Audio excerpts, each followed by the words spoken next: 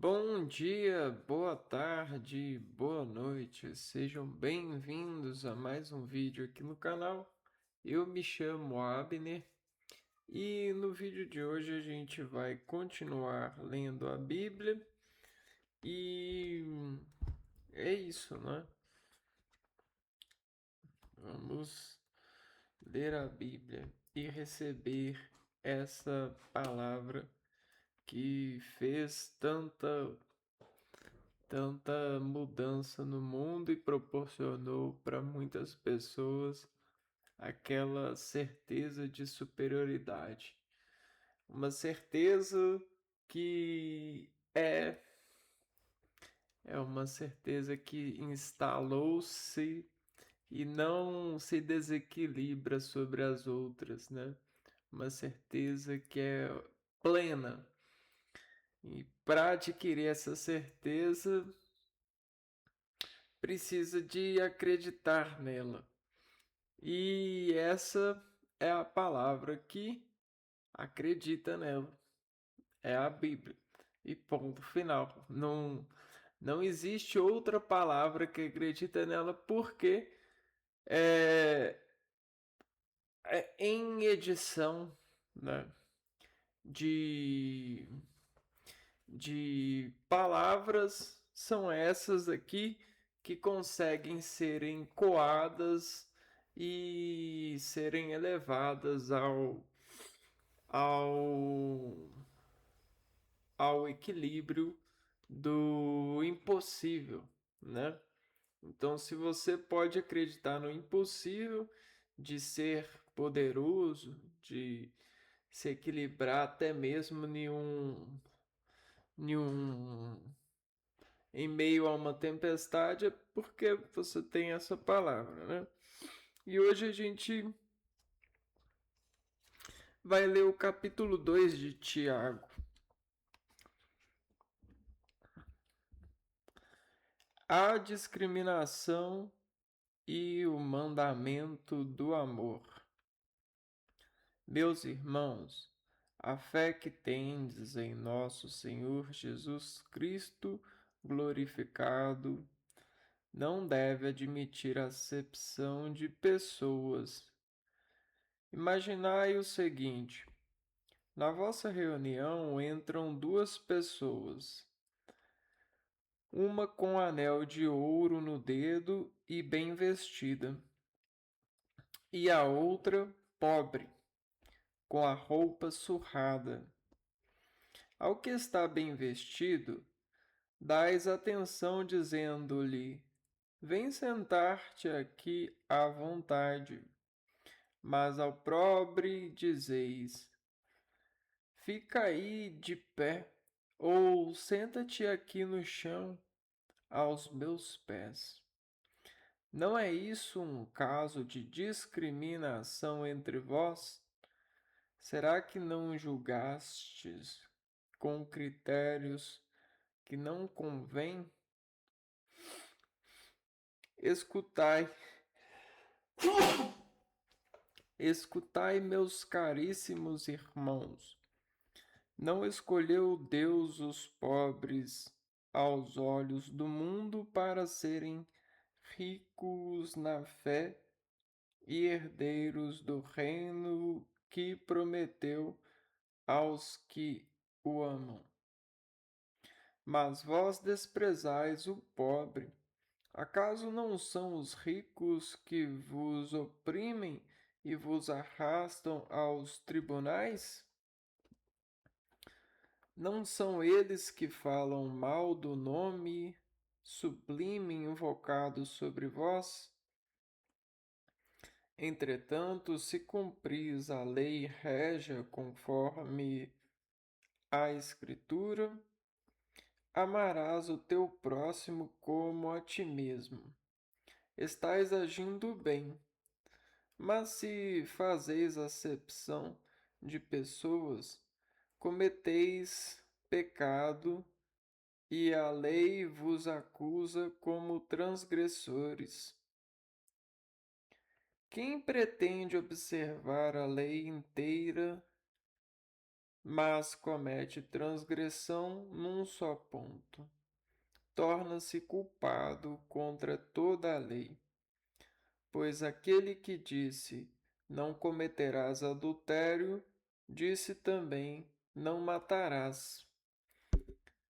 Portanto, se não cometes adultério, mas sim homicídio,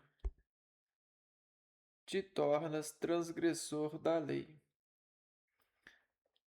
Falai e procedei, pois, como pessoas que vão ser julgadas pela lei da liberdade. Pensai bem, o julgamento vai ser sem misericórdia, para quem não praticou misericórdia. A misericórdia, porém, triunfa sobre o julgamento. A fé se mostra na prática. Meus irmãos, que adianta alguém dizer que tem fé quando não tem as obras? A fé seria capaz de salvá-lo. Imaginai que um irmão ou uma irmã não tem o que vestir e que lhes falta a comida de cada dia. Se então algum de vós disser a eles: Ide em paz, aquecei-vos e comei à vontade, sem lhes dar o necessário para o corpo, que adianta isso? Assim também a fé, se não se traduz em ações por si só, está morta. Pelo contrário, assim é que se deve dizer: Tu tens a fé e eu tenho obras. Mostra-me a tua fé sem as obras, que eu te mostrarei a minha fé a partir de minhas obras. Tu crês que há um só Deus? Fazes bem. Mas também os demônios creem isso e estremecem de medo. Queres então saber, homem fútil, como a fé que não se traduz em obras é vã? Se o nosso pai Abraão foi declarado justo, será que não foi por causa de suas obras, a ponto de oferecer seu filho a Isaque sobre o altar?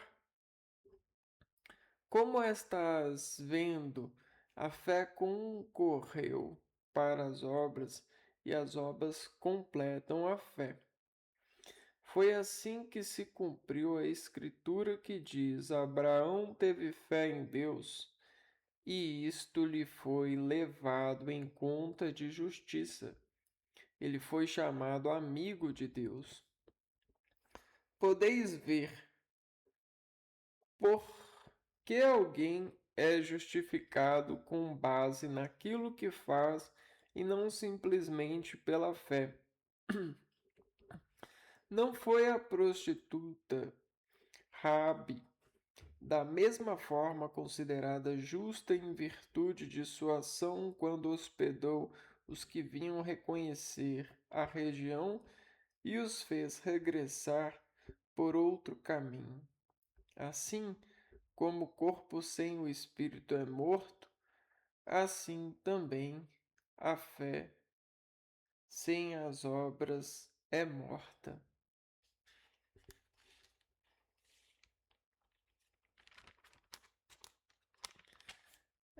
Bom, então aqui Tiago entra em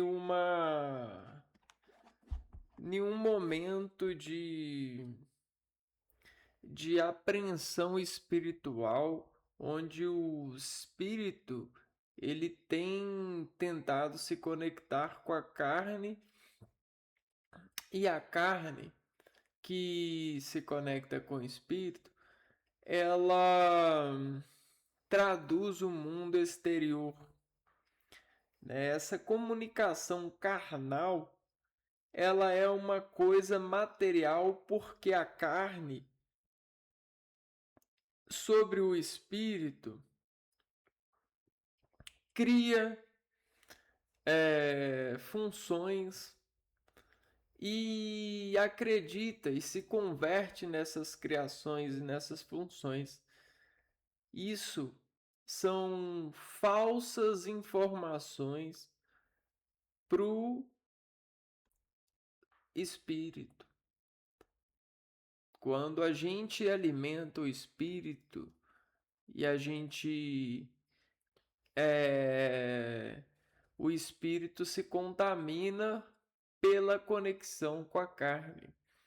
Ou seja, quando a gente olha para o mundo e a gente referencia desse mundo um alicerce de pobre e de rico, a gente cria e converte dessa criação uma coisa que é justa posta pela nossa criação, domesticação, né? O nosso olhar momentâneo, né? O nosso olhar impulsivo, né?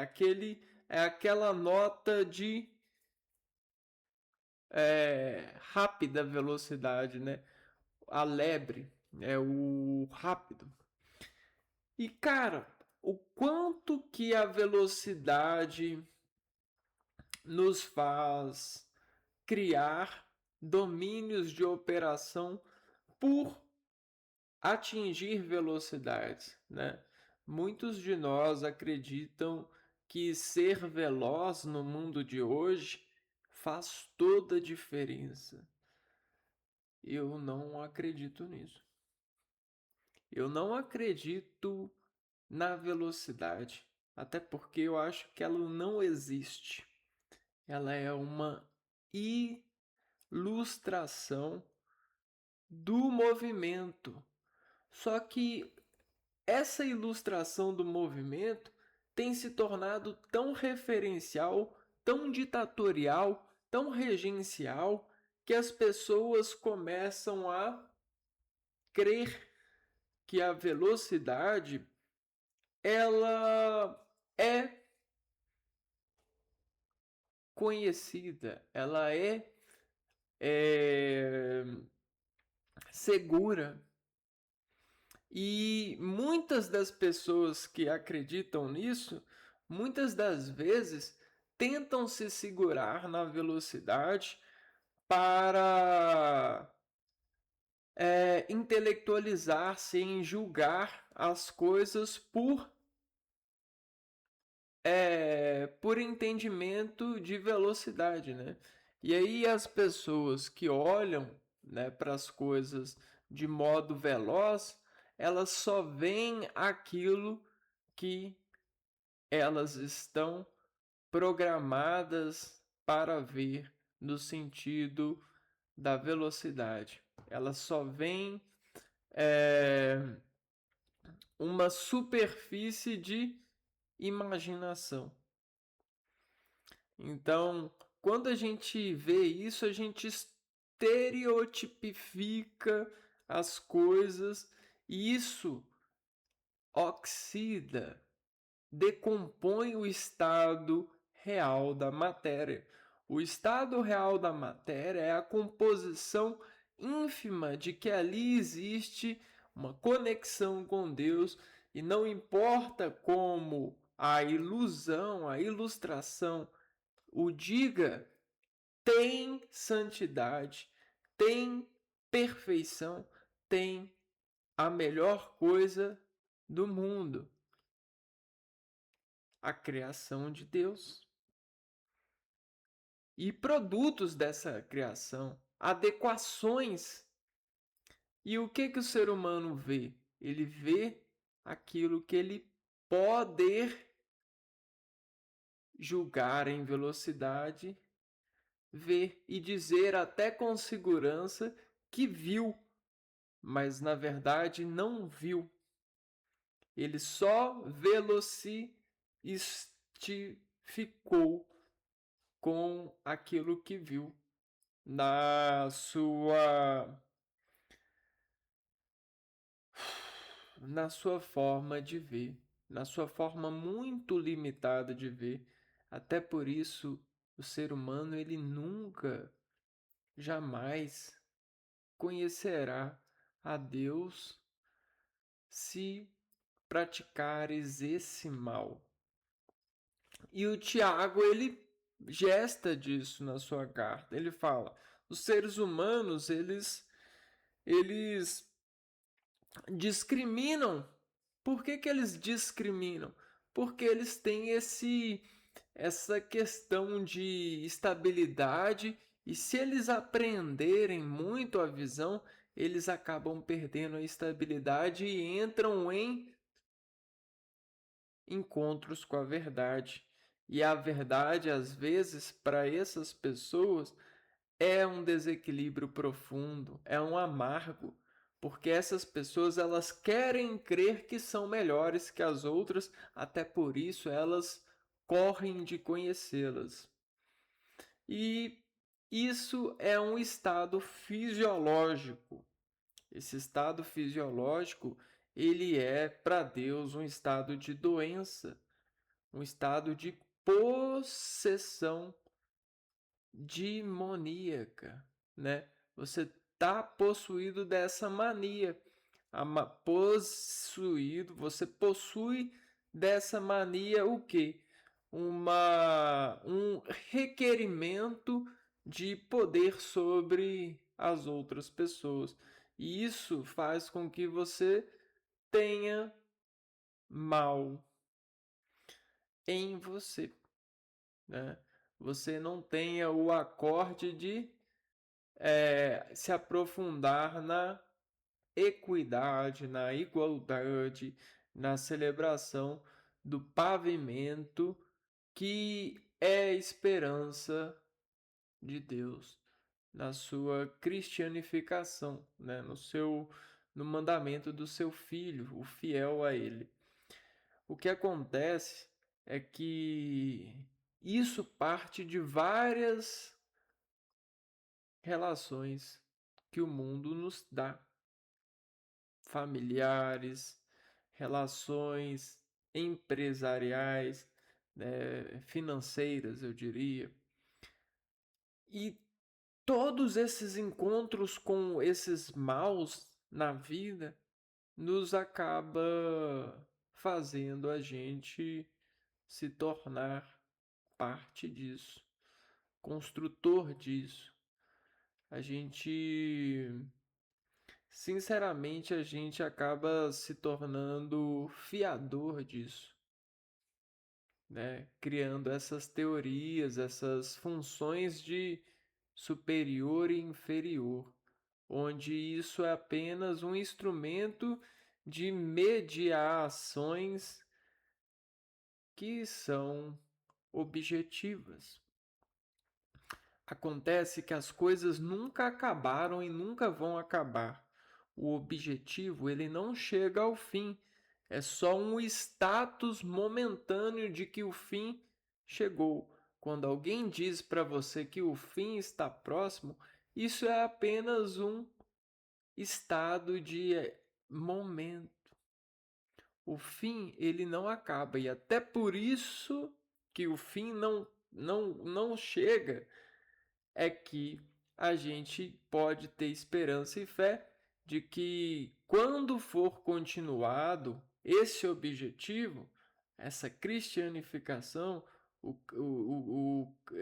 a fé do filho em educação de nós podemos cerebelar, né, em ações de graças, né, o lazer de viver com vida, né? É, e não ser essa coisa de medo em função de sabedoria e dos julgamentos, né? Tem muitas pessoas que estão tão incisivas, né? Estão tão semeadas nesse trabalho de julgar, de ver além e de conhecer, que ela acaba sendo uma cumpridora de propósitos que ah, não são cumpríveis, né, para um ser. É como se a gente quisesse dar a culpa a alguém de algo. E aí se ocupasse desse alguém para lhe culpar. Só que ninguém tem culpa. A culpa, ela não está em alguém.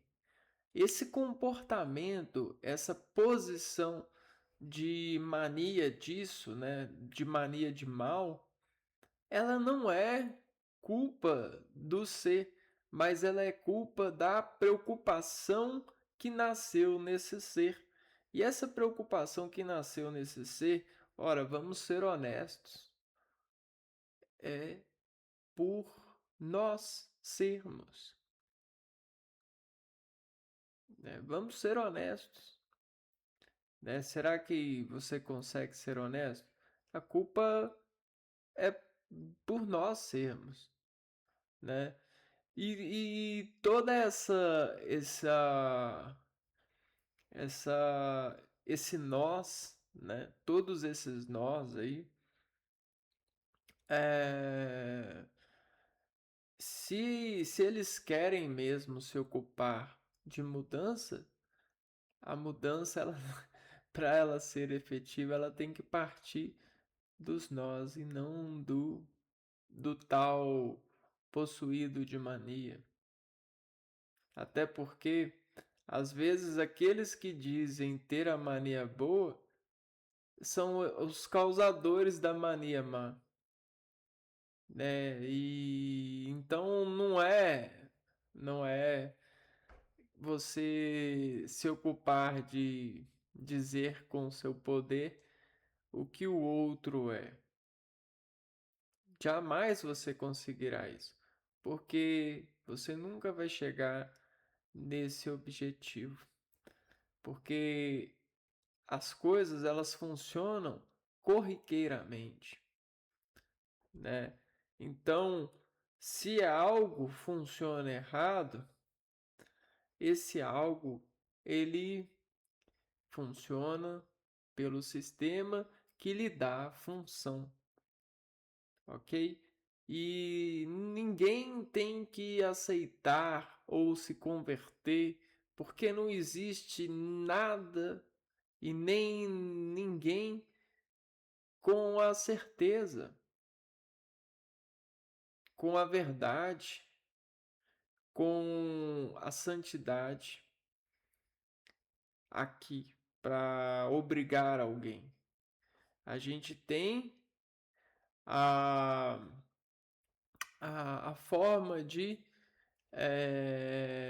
do ser humano conseguir, né, encontrar a sua maneira, né? Até porque as pessoas, elas normalmente elas não se preocupam com as outras pessoas, a menos que essas pessoas sejam é, possíveis clientes, possíveis é, objetos a se preocuparem. Essa que é a verdade. O mundo ele é tão preso nessa caixinha, nesse lema, que as pessoas são economistas nesse sentido, né? E acaba que essa economia que essas pessoas fazem com que elas encontrem os seus males, né? A preguiça, elas montam preguiça nelas. Por quê? Porque economizam. Tem medo do amanhã, né? Sofrem por dar, né? É, por acreditar, né? As pessoas, muitas das pessoas, elas sofrem é, em, em, em dar oportunidade para as outras, porque elas meio que catalogam-se donas do prejuízo da outra pessoa, né? Ah, mas fui eu que deixei ele sair, ele foi e se acidentou. Ai, a culpa é minha. Então, até por isso, né? O nosso meio está tão contaminado, né? Elas contam demais com culpas, né? Com esses tipos de obrigações. E eu acho que isso é um desvaneio, né, da materialidade obsessiva e compulsória, porque é querer casa cheia de coisa, cheia de gente, cheia de família, cheia de plantação, cheia de plantinha, cheia de biscoito, cheia de barulho, cheia de carro, cheia disso, cheia daquilo outro, e não acaba mais de cheio. E acaba que tem que comprar outra casa para encher. E depois compra mais uma casa para encher. E daqui a pouco compra gente para poder usar aquilo que encheu, compra gente para poder ficar usando carro. E aí quando vê, tá uma bagunça, uma desorientação enorme e ninguém aproveita nada e ninguém tira leite de pedra de nada, né? Por quê? Por causa dessa psicopatia, né? Obsessão compulsória de materiais. Quando que a gente ficou tão doente assim para precisar tanto de carro, tanto de veículos? Quanto que a gente ficou tão é, tão cansado, tão assim doente para precisar de tanto remédio assim? O que que aconteceu? Quando é que a gente se iludiu tanto, né, para precisar tanto de educação? Quando é que a gente precisou tanto de asfalto assim? Tanto de disso e daquilo, e aí a gente ainda precisa de mais tanto e tanto e tanto, e continuará precisando de tanto e tanto e tanto. E aí isso vira uma preocupação de tanto e tanto e tanto, e isso precisa de ser veloz porque precisa de tanto e tanto e tanto, e aí precisa de mandar o menino para lá porque precisa de tanto e tanto tanto, e se o menino não fizer isso, ele precisa de tanto e tanto e tanto. Então vamos olhar isso e tanto e tanto, e o que que vai acontecer se não tanto, tanto, tanto, e por tanto, tanto, tanto a gente precisa de. Quando é que foi?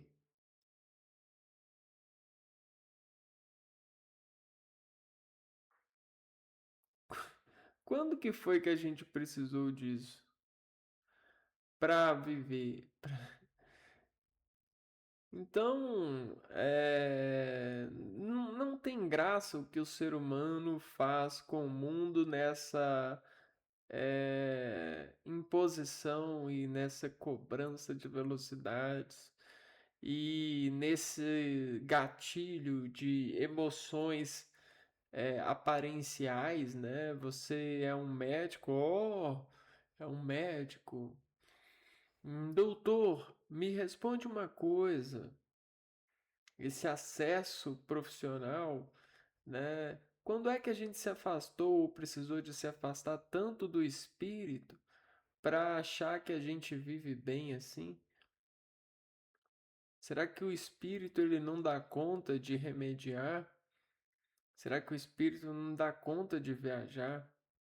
Será que o espírito não dá conta de se satisfazer? Então, o Tiago ele fala, ó, não há nada como a água, né? Não se não há nada como a água é superior a qualquer outra bebida, porque ela é a bebida para o seu organismo viver.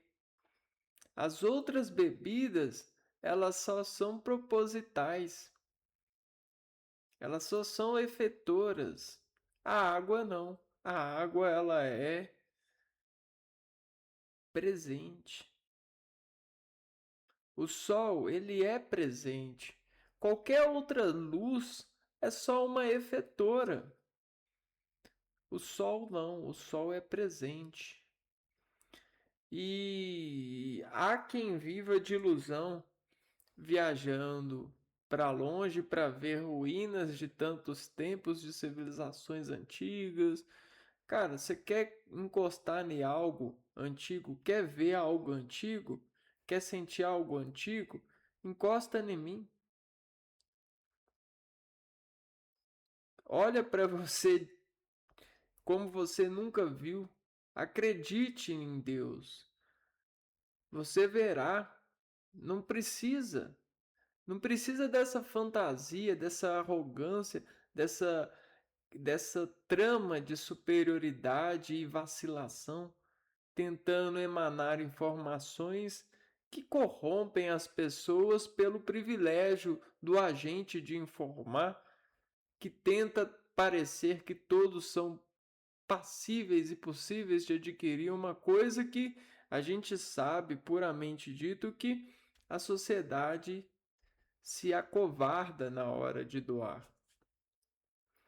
Precisa de um motivo maior, precisa de gente morrendo para você doar alguma coisa, doar um auxílio médico, doar um transporte. Então, é, é isso que o Tiago fala, né?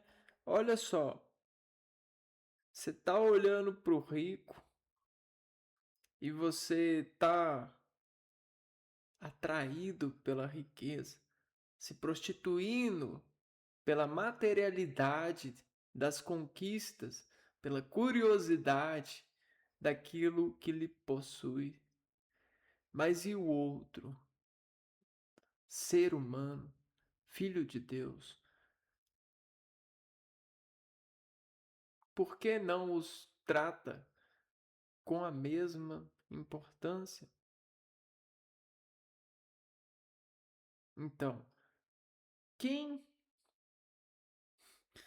quem em, em, em dema, quem sobre nós assim consegue ver, né, o quão o ser humano é vacilante?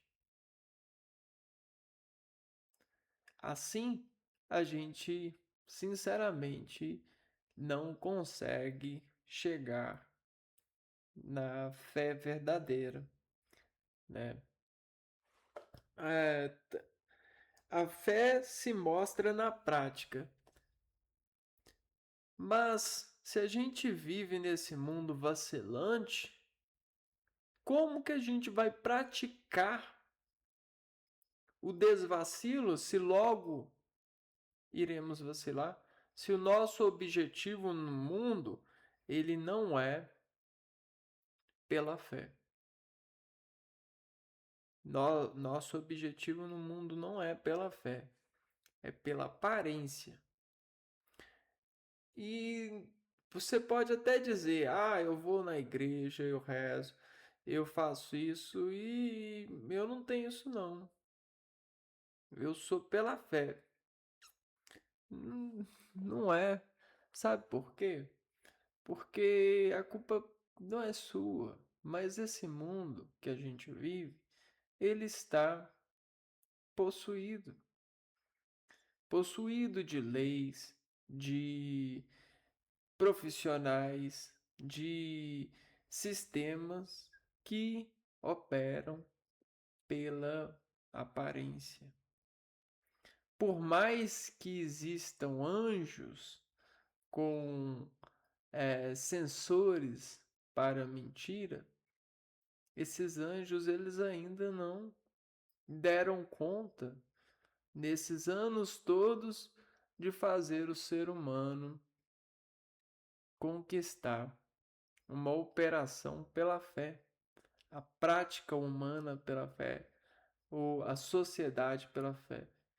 Houve escravidão, houve é, é, apro, é, é, apropriação de força de trabalho, abuso da força de trabalho, houve e ainda há corroições, né, pela plasticidade das imagens que operam, né, e todos os sofistas estão à espreitas, pronto para defenderem essa exploração do trabalho, a escravidão e defenderem até mesmo essa questão de milionários entre nós, né?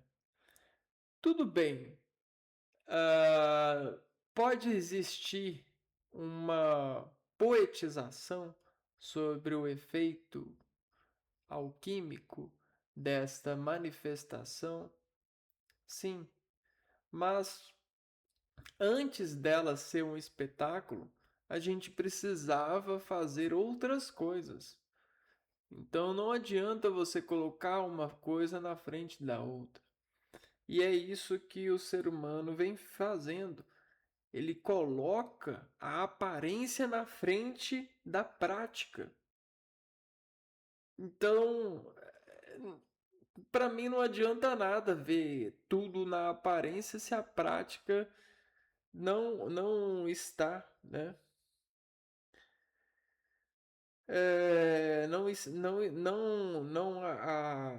Não é feita, né? Aqui, ó. Não, meus irmãos, que adianta alguém dizer que tem fé quando não tem as obras? Então, o que que adianta eu ter fé se não tem as obras? Você entende? Então, não dá para viver não dá para você conversar com Deus e você pegar e falar assim: eu estou pronto para sacrificar o meu filho, né? Por quê? Porque essa sua prontidão é pura aparência, né? Funestamente, nesse mundo que nós vivemos, né? Nós estamos imersos na aparência. Você pode até pegar, fazer uma prova e sair ganhando de que é o que menos olha pela aparência. Mas você ainda vai estar muito longe de realmente ser alguém que opera em obras, né, e não pela aparência, né? É, é, então, sinceramente, o Tiago ele traz essa ponta para nós dizermos, né, que é, é,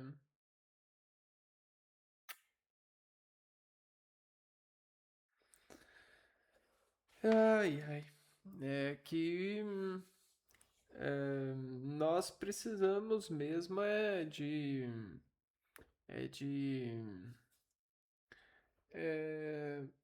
a praticar as obras da fé e não viver nessa conformidade de aparências, né?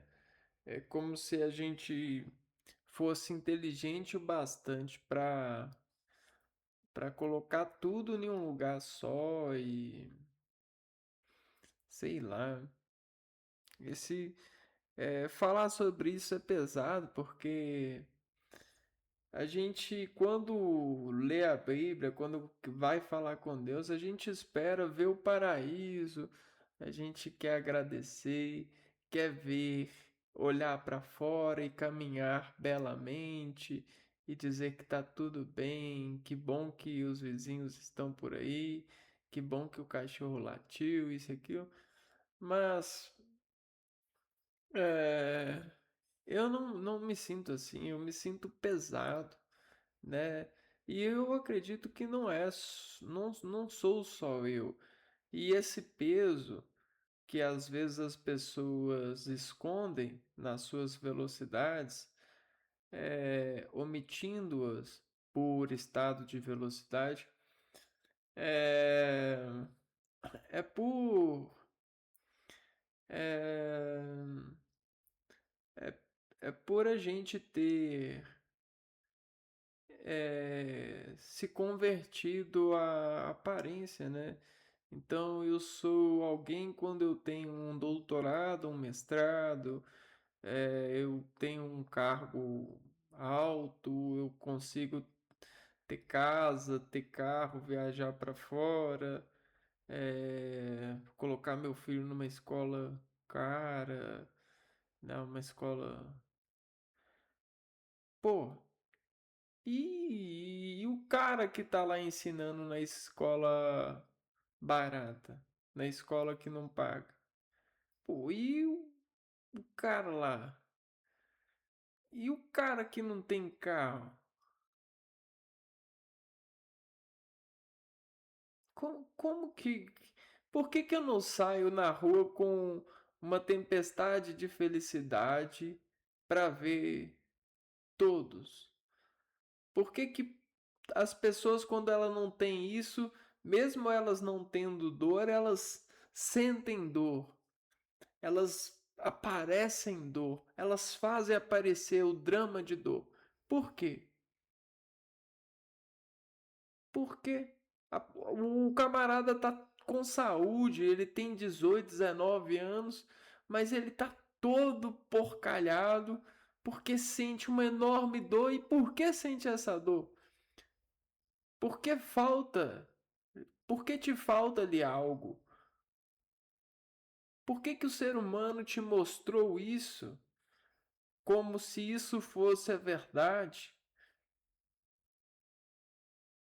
Por que você permitiu isso? Por que nós permitimos isso?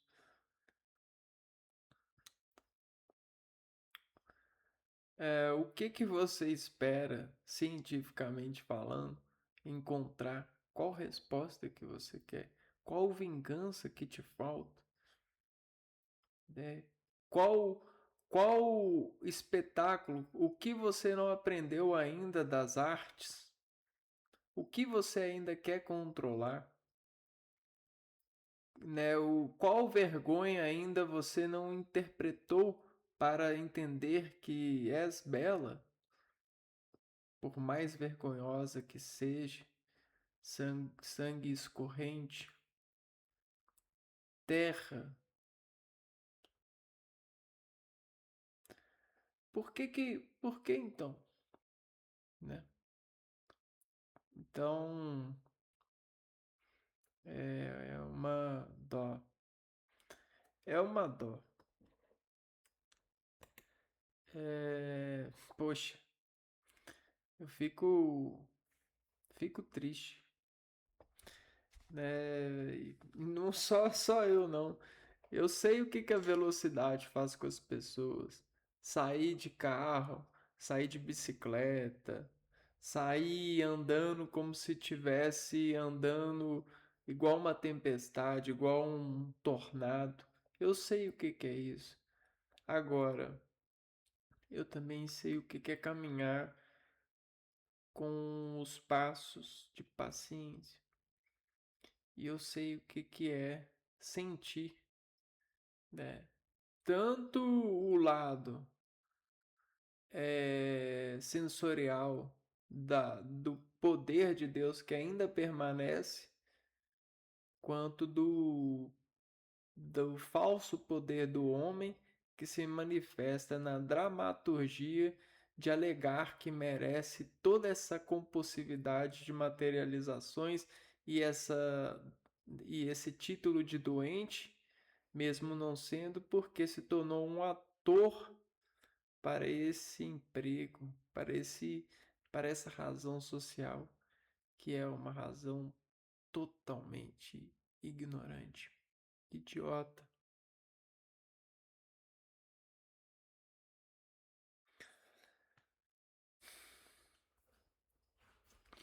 Então é isso, né? É... A gente vai ficando por aqui, se vê no próximo vídeo. Um abraço para vocês e fui.